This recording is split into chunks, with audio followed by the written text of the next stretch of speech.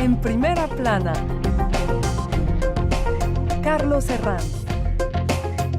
Bienvenidos en Primera Plana, un programa de Radio Francia Internacional y de France 24 en el que, ya saben, cada semana analizamos un asunto de repercusión global con nuestros analistas. Hoy les ofrecemos de nuevo una versión especial del programa a distancia. Semana a semana estamos decodificando todos los aspectos de esta crisis planetaria y esta semana ponemos el acento en ese dilema tan interesante que es el de las libertades públicas versus, por llamarlo de alguna forma, la seguridad o el interés común. ¿Cómo se concilia la eficacia en la lucha contra la pandemia con el respeto a las libertades públicas? ¿Hasta qué punto estamos dispuestos a restricciones en favor del llamado interés común? Son algunas de las preguntas que vamos a plantear hoy a nuestros invitados. Talía Olvera, politóloga, especialista en innovación en medios de comunicación. Talía, bienvenida. Gracias, Carlos. Tomás Huchon, realizador de documentales. El último se llama Infodemic y habla precisamente de la pandemia. Tomás, buenos días. Hola, Carlos.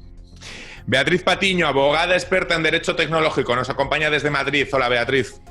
Buenos días, Carlos. Muchas gracias por tu invitación. Y desde Moscú, nuestro corresponsal, Xavier Colas. Xavier, buenos días. Hola, Carlos. Libertad y seguridad, nuevas tecnologías en tiempos del coronavirus. Hoy nuestro asunto en Primera Plana.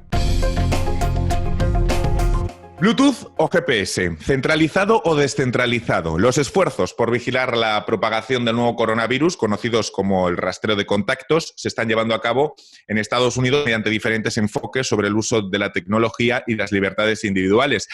Aquí en Francia esta semana se ha dado luz verde a una aplicación elaborada por el gobierno que permitirá alertar a las personas que estuvieron en contacto con una persona infectada por COVID-19.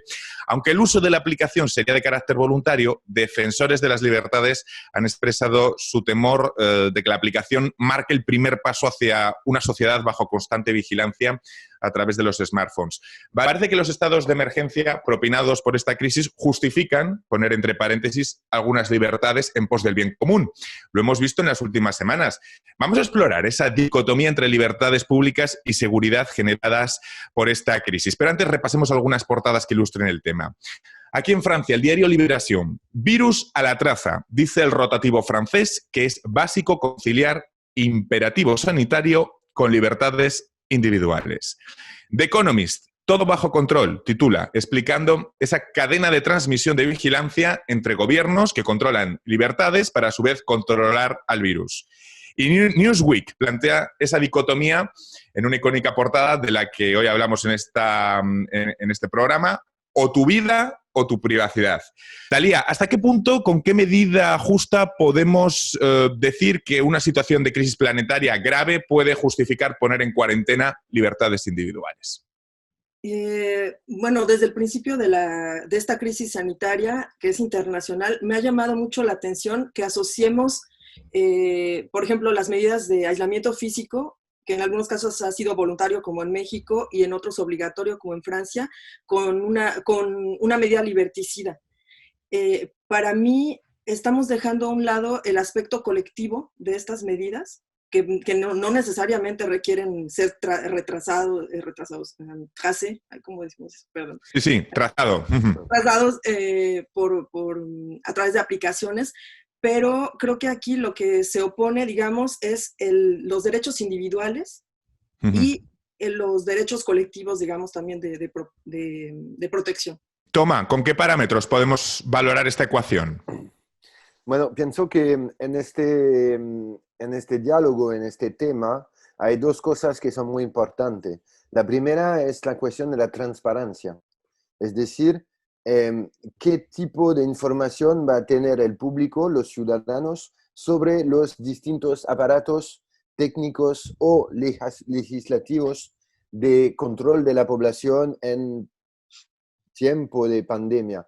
Y la otra cosa será el control de los ciudadanos sobre estos aparatos. Es decir que, por ejemplo, en Francia tenemos una aplicación que está implementada desde ayer y que se puede implementar por decisión del Parlamento, pero ¿qué control va a tener la población francesa sobre los datos que van a ser recuperados por esta aplicación? ¿Qué van a hacer de esos datos? El problema en el periodo que vivimos hoy es que hay mucha pregunta, pero hay muy pocas respuestas válidas.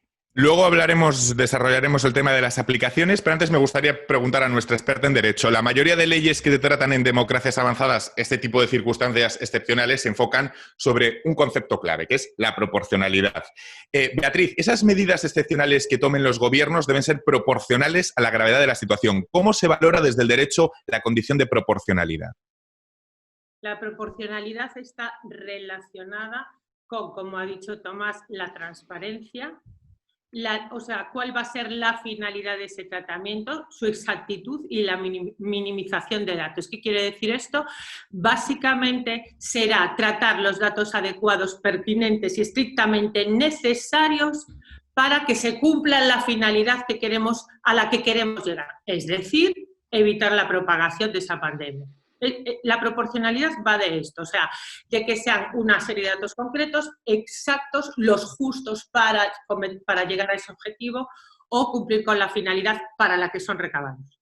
Pues vamos a irnos de lo genérico a lo concreto. Vamos a irnos en este punto hasta Moscú con nuestro corresponsal Xavier Colas. Rusia se ha convertido en el segundo país del mundo con más casos, aunque Putin ya ha anunciado que el pico de la pandemia ha pasado. Xavier, ¿con qué medidas o planes está haciendo Rusia el rastreo a la expansión del virus? ¿Qué importancia ha tenido lo numérico para el control? Bueno, pues en cuanto al cierre de fronteras fueron muy rápidos, pero a la hora de hacer los test les ha costado ponerse en marcha y eso en realidad era lo principal. También, sobre todo en Moscú, se han preocupado de controlar los movimientos de la gente. En un primer momento con órdenes y con sanciones. Y desde luego que vimos casos de personas a las que les habían pillado las cámaras tirando a la basura. O sea que el reconocimiento facial sí que ha existido y sí que se ha puesto en marcha. Pero digamos que la gran medida amplia, la que ha llegado a todo el mundo y a la que todo el mundo se ha tenido que ceñir, son esos pases digitales, esos códigos QR a los que se han tenido que someter todos los rusos que quieran moverse más allá de lo que es la vuelta de la esquina. Es decir, a través de un mensaje de texto tienes que dar tus datos, incluso tu número de abono transporte, y ese es el pasaporte que te permite coger el tren y el metro, coger un taxi, poder usar el coche para moverte por la ciudad. Es decir, ha sido un poco la zanahoria en lugar del palo. Si no si no cumples con ese trámite, no te tienen tan controlado, pero no puedes ir mucho más allá de la tienda de la esquina. Ha sido, digamos, un primer paso y la principal preocupación ha sido si esa trazabilidad de gente, de saber dónde está cada uno y dónde está viviendo y cuáles son sus necesidades extra de movimiento, porque hay personas que trabajan en servicios esenciales o porque tienen que ir a consultas médicas, etcétera. Si eso es un primer paso para poder extender el control a otros ámbitos de la vida diaria aquí en Moscú. Una pregunta que también nos hacemos aquí en Francia, porque el Parlamento ha dado luz verde esta misma semana a una aplicación para móvil que permitirá alertar a las personas que estuvieron en contacto con una persona infectada por COVID.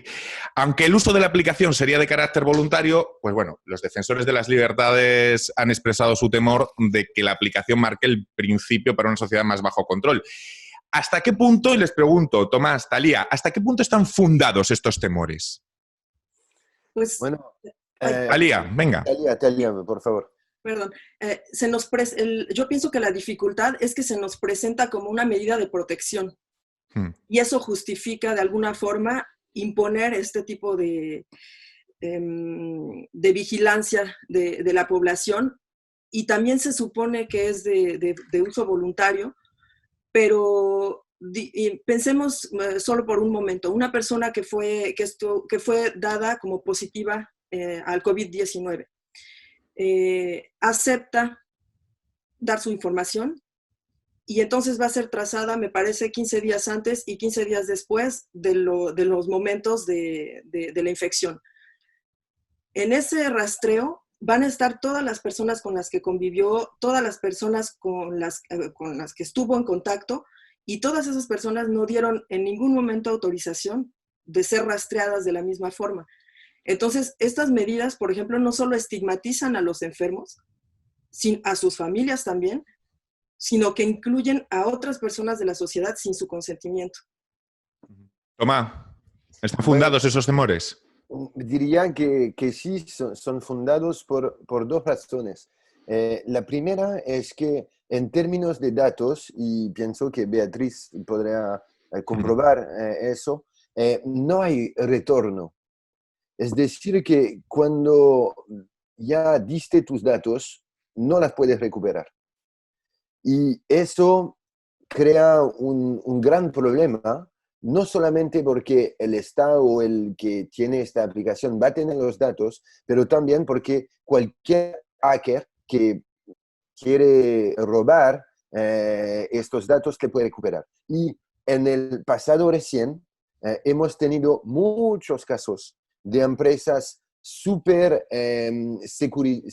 securizadas como Facebook, por ejemplo, y que también les robaron datos personales, sobre todo 87 millones de personas en el caso Cambridge Analytica. Uh-huh. Algo que además Tomás conoce muy bien porque ha hecho varios reportajes sobre el tema. Vamos con nuestra experta, Beatriz. ¿Cómo evaluamos entonces que una aplicación tenga las suficientes salvaguardas hacia las libertades individuales?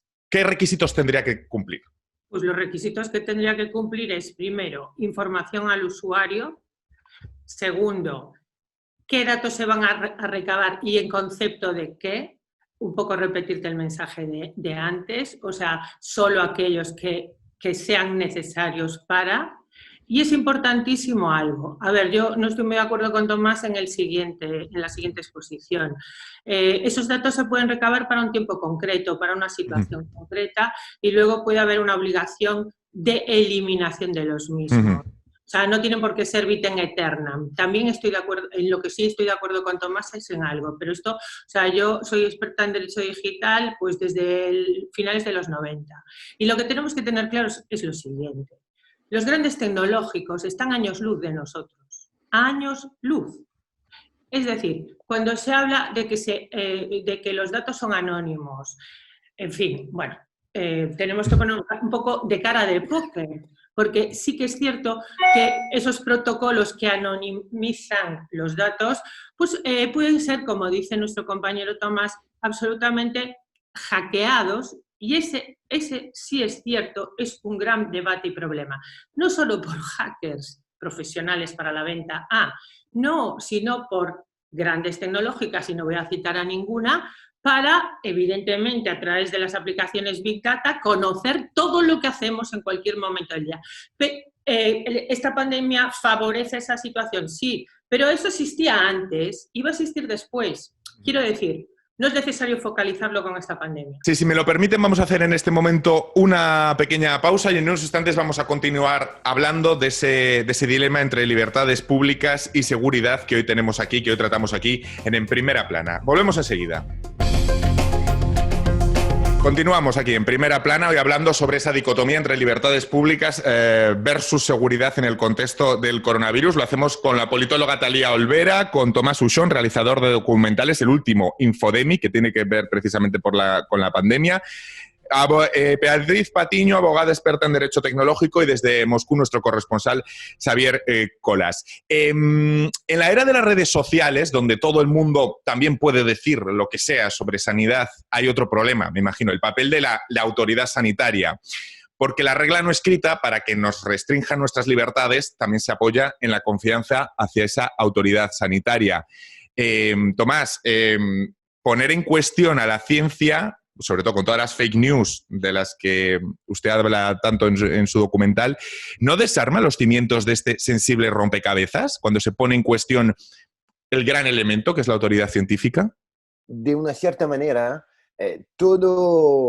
cualquier autoridad, cualquier institución está puesta en cuestión por malas razones, voy a decir. Es totalmente normal de cuestionar al poder, a los políticos, a las empresas, al mundo científico.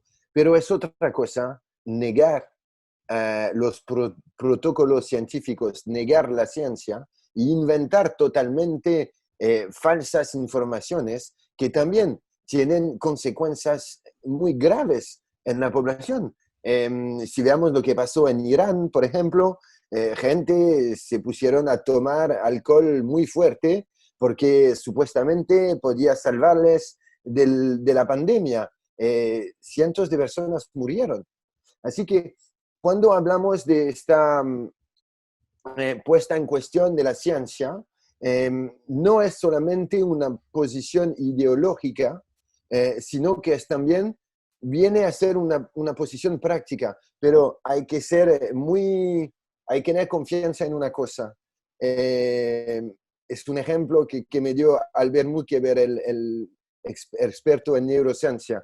Cuando el Papa le tiraron con una pistola al inicio de los 80, Sí. no se fue a una iglesia, fue al hospital. Así que hay que pensar también que toda esta persona que negan la ciencia, que dicen que están en contra de las vacunas, que están en contra de los remedios científicos, si se enferman, van a ir al hospital.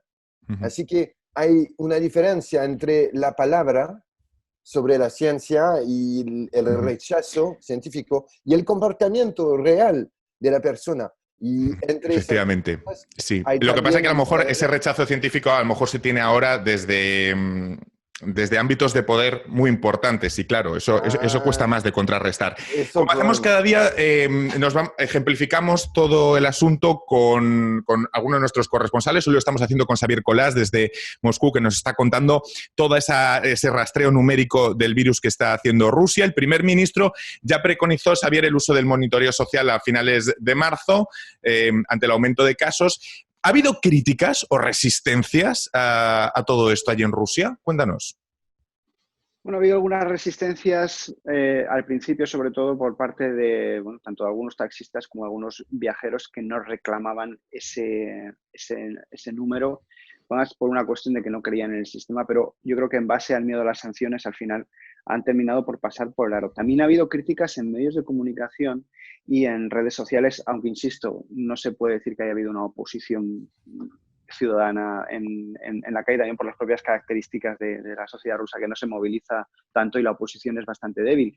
Pero algunas cosas han chirriado bastante. Yo creo que en algunos ángulos que el gobierno no se esperaba. Es que, por ejemplo, el gobierno está dando todos los días muchísima información sobre el número de contagios, el número de gente que ha muerto, el número de gente que se ha recuperado, pero también se incorporan online unos mapas de dónde se han declarado los casos de coronavirus, dónde viven los contagiados. Entonces la gente se puede meter y puede ver exactamente su calle, como hay 2 casos en 2 números más hacia arriba, otros 3 en la calle de atrás que te comparten patio, etcétera. Son casos que se han ido recabando y geolocalizando en virtud de la gente que ha ido llamando para pedir ayuda a los servicios sanitarios porque se encontraban mal. Pero claro, esto inevitablemente, la gente cruzando información, no han visto la ambulancia, saben quién es, una persona mayor, finalmente después ven que aparece un nuevo caso en esa especie de Google Maps del coronavirus que nos están mostrando, no sabemos exactamente por qué. Y ahí han empezado las preguntas que, insisto, los rusos no tantas veces se las hacen más allá de lo que es la intimidad de la cocina, y preguntas online de por qué se está dando esa información, porque, insisto, ha habido personas que han superado el coronavirus y cuando han vuelto a casa se han sentido señaladas. No sé, nuestra experta abogada en Derecho Tecnológico, Beatriz Patiño, todo este sistema de geolocalización, desde luego, es mucho más complicado en cualquier democracia occidental, ¿no? Nuestro país recientemente ha utilizado a través de los grandes operadores de telecomunicaciones un poco la geolocalización de zonas donde pudiera haber concentración de más carga viral, así como, sobre todo, para desplazamientos, sobre la base de una utilización anonimizada. Desconozco, en el caso que nos cuenta el corresponsal en Moscú, si a esto le ponen nombres y apellidos. Entiendo que no. No añaden nombres ni apellidos. Correcto. Pero lo que quiero decir con esto es que se está utilizando en países democráticos como en países que no tienen instauradas esas democracias, sobre la base de que no controlan a Beatriz Patiño, sino, pues, digamos, una persona sin esos datos para determinar, uno, pues focos donde la carga viral es mayor, o tal vez, en España se ha utilizado mucho con el tema de los desplazamientos.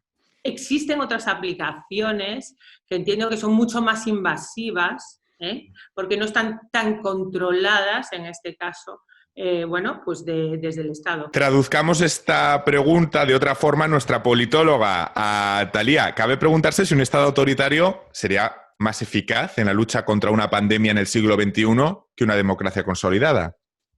Un Estado autoritario nunca es la respuesta. Bueno, en Occidente tenemos una visión muy individualista de los derechos. Tenemos los derechos individuales que de hecho surgieron de las corrientes occidentales del individualismo. En las sociedades chinas, porque China es un país enorme, existe una visión más colectiva del individuo. El individuo como parte de la sociedad, sin decir que en China no haya represión, no se utilice la fuerza para reprimir a los ciudadanos y que realmente no siempre son libres de hacer lo que pueden. Sin embargo, el uso del cubrebocas en Asia es algo que se ha impuesto de forma social desde el SARS. Tiene eso casi 20 años. Y en Europa, en Occidente, nos cuesta mucho trabajo aceptar que sea obligatorio, por ejemplo, ¿no? Allá no es obligatorio. ¿Por qué? Porque hay una conciencia común de lo común. ¿Creen que esta encrucijada de libertades en este contexto se puede afrontar desde un punto de vista ideológico o se trata de algo transversal? Por ejemplo, para voces de la izquierda, el resurgimiento del poder estatal es una reivindicación de las creencias arraigadas de que los modelos de organización social basados en el mercado pues le fallan a la mayoría de las personas. Sí, acuérdense de lo que decía el propio presidente George W. Bush. Él decía que sí, por supuesto, una dictadura es mucho más fácil manejar que una democracia. El tema es siempre quién tiene el poder de estos datos y quién controla estos datos. Y lo que para mí es un poco raro en el debate que tenemos hoy en Francia y otros países, es que vamos a decir, no se puede que el Estado francés tiene un traceo de mis movimientos a través de una aplicación. Pero, ¿qué pasa con estos aparatos? El Facebook, el Google, el Twitter, el Tinder, el Uber, todos saben lo que estamos haciendo y no tenemos ningún control sobre lo que están haciendo. Xavier, cuéntanos, ¿qué dimensiones tiene Runet? ¿Se puede decir que Rusia tiene una especie de Internet soberana? ¿Bajo qué principios asienta? Bueno, pues lo que se ha hecho durante los últimos años es ejercer un control más efectivo respecto a los proveedores de Internet. La versión que nos ha dado el gobierno durante todo este proceso es que se trata de un mecanismo defensivo de Rusia hacia afuera, no ofensivo desde el gobierno hacia los ciudadanos. Lo que dice temer el gobierno ruso es que llegado un momento una coalición de países puedan decidir aislar el Internet de Rusia de manera que Internet deje de funcionar en el país. Y lo que quiere asegurarse el gobierno es que Internet puede funcionar incluso aunque esté bloqueado desde fuera. El problema de ese cambio es que en el mismo viaje que se garantiza que va a funcionar el Internet ruso, aunque se bloquee o se intente bloquear desde otros países, es que va a dar al gobierno la capacidad de desconectarse, de desenchufarse del Internet mundial, ¿no? El gobierno ha insistido en que no va a ser así y que se trata simplemente de un gesto, o sea, de un movimiento estratégico. Beatriz, entiendo que para hacer esta especie de gran muralla digital o como lo queremos llamar del modelo ruso, hace falta saltarse principios de libertad de información o cuando menos condicionarlo a otros principios para llevar a cabo este modelo. De hecho, bueno, parece que emula un poco el sistema chino, ¿no? En definitiva. Yo pienso que no hay que ser tan extremistas. ¿Sabes lo que quiero decir? En cada yin hay un yang y a la inversa.